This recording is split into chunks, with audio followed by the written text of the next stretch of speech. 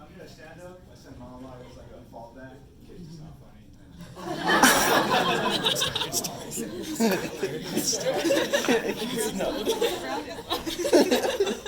We're in business, people. The crowds are warm, guys. The crowds are warm.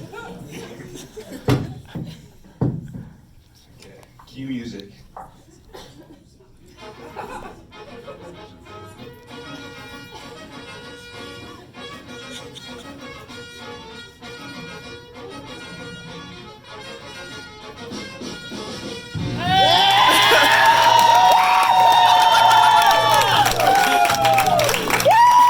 Cut music.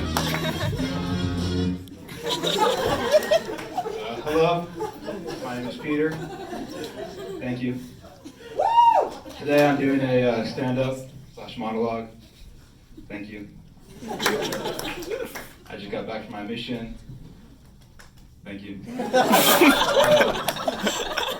I've been back, I've learned a few things. I've learned there's 2 ways to do monologues or stand-ups. With applause and laughter, or the way that we're doing it. Yeah! Too late. Repeat.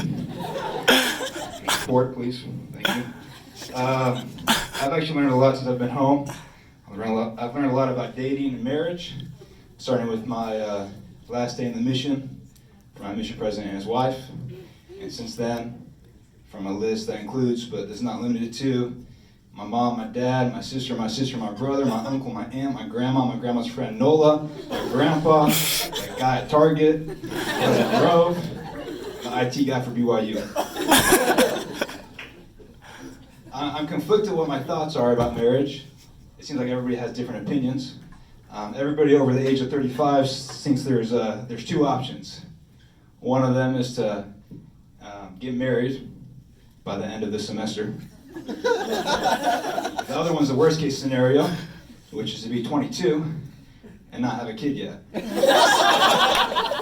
baby. But real talk, I've learned a lot about being a nice guy. It's good to be nice, it's good to be friendly, but not too friendly.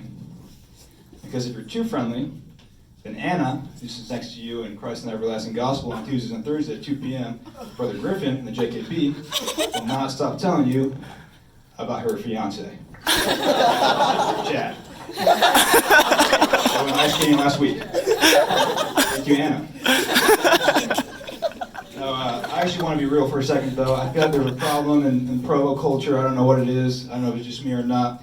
But whenever I'm talking with somebody in class, and like my mission gets brought up, or they find out I'm a return missionary, it's a big problem for me.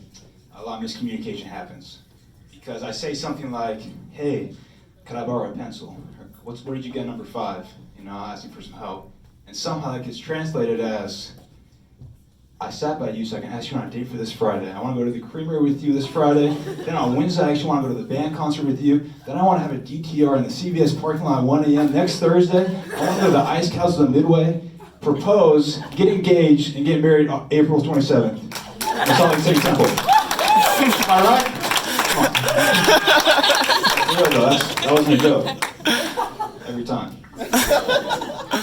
Second, let me get some water. Just chatter amongst yourselves. I'm actually thirsty. That's not a joke. Yeah, I love you, Pete! Yeah! Okay, I'm going to end up with a story here.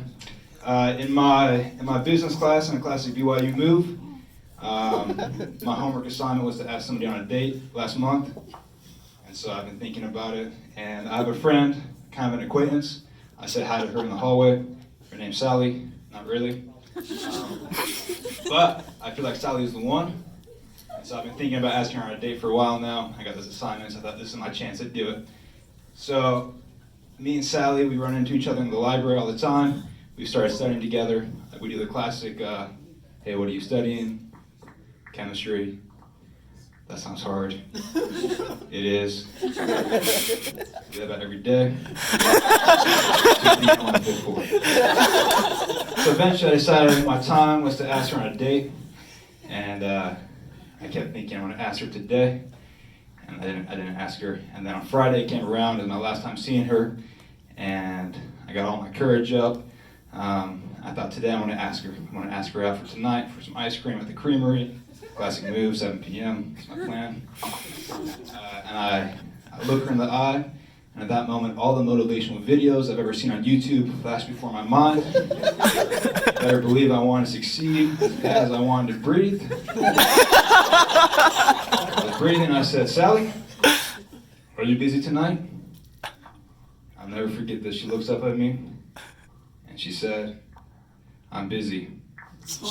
I have plans." And so instead of saying like, "Okay, what about next week?" I just looked at Sally and I said, "Me too." Walked away. I wasn't busy that night. But that was a month ago, and a lot has happened. Not with me and Sally, just a lot happens in a month. 30 days or 31, depending on the time of year. No, just kidding. I'm just kidding. We've actually been on a couple dates. Thank you. Not with each other. I hope she's doing good. Cue music.